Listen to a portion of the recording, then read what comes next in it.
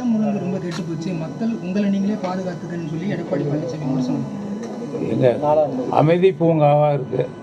இன்றைக்கி பாருங்கள், இந்தியாவிலே அமைதி பூங்கா தமிழ்நாடு. வேறு எந்த மாநிலத்திலும் வாழ்வதற்கு தகுதியற்றதாக இருக்கிறது. எங்கே பார்த்தாலும் உங்களுக்கு தெரியாத விஷயம் இல்லை. நான் மற்ற மாநிலங்களை ஒப்பிட்டு சொல்ல விரும்பவில்லை. நீங்கள் ஏதோ அரசியலுக்காக வேண்டி சட்ட ஒழுங்கு எங்கே கெட்டிருக்கு, எங்கே பாதுகாப்பில் இருக்குது. எல்லா மக்களுக்கு இன்றைக்கு அவங்க தமிழ்நாட்டில் எங்கே வேணாலும் எப்போ வேணாலும், அதாவது வயதுக்கு வந்த பெண்கள் கூட எங்கேயும் நடந்து போகலாம். திண்டுக்கல்லில் எங்கே பிரச்சனை இருக்குது, ஒன்றும் கிடையாது. நீங்கள் பாருங்கள், எங்கேயுமே எந்த விதமான சட்ட ஒழுங்கு பிரச்சனைக்கு இடமே கிடையாது. திருட்டு போனாலும் உடனே பிடிக்கிறோம், பரட்டி பிடிக்கிறோம். உங்களுக்கே தெரியும், சென்னையில் நடந்தது.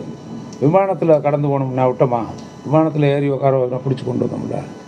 எந்த அரசு இது வரைக்கும் செய்திருக்கிறது? திருடிட்டு போய் விமானத்தில் ஏறிட்டு அவனை பிடிச்சி கொண்டு வந்தோம்ல. அதான் தமிழக அரசு.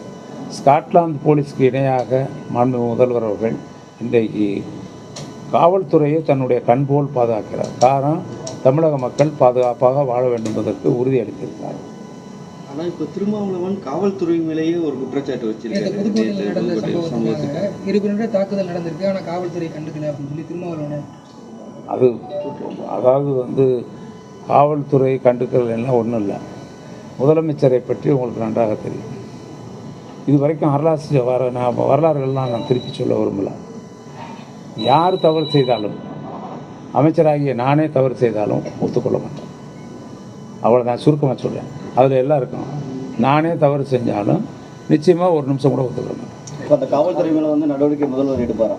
எந்த காவல்துறை? அந்த காவல்துறை இன்னைக்கு நடவடிக்கை எடுக்காமல் இருக்கக்கூடிய அந்த கலவரம் தொடர்பான காவல்துறை நடவடிக்கை எடுப்பாரா? காவல்துறை என்ன நடந்துச்சுங்கிறத விசாரிச்சு தானே முடிவு எடுப்பாங்க. நான் என்ன கேட்குறேன், நீங்கள் காவல்துறை மேலே ஒரு குற்றச்சாட்டு சொல்கிறீங்க, அது உண்மையானு பார்க்கணும். பார்த்து அவங்களுக்கு எல்லா சோர்ஸ் இருக்குது. கண்டிப்பாக தப்பு நடந்துச்சுன்னா யாராக இருந்தாலும் நடவடிக்கை எடுக்கணும். அந்த குற்றச்சாட்டை முன்வைக்கிறதே திமுக கூட்டணியில் அங்கே வைக்கக்கூடிய திருமாவளவன் தான் குற்றச்சாட்டை முன்வைக்க இருக்கலாம். அது அவருடைய கருத்து. எனக்கு அதுக்கு ஒன்றும் எதிர்கருத்து இல்லை. எங்கள் கூட்டணியில் இருக்கார், அது அவருடைய கருத்து.